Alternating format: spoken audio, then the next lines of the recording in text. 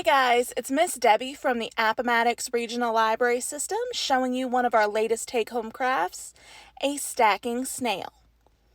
Start by cutting out your blue snail template.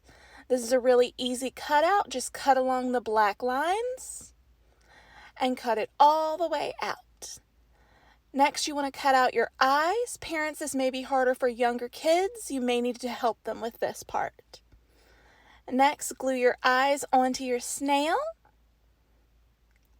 and then draw a cute little smile on your snail, and then fold your snail in half. Now it's time to make our rings for our snail shell. Start with your pink paper and seal it up into a ring, and then make little cuts all around the edges, just about 1 centimeter long.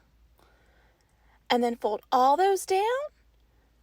And you can glue them now if you like, or you can just put a bunch of glue on your snail and glue them onto your snail. I think this method works better.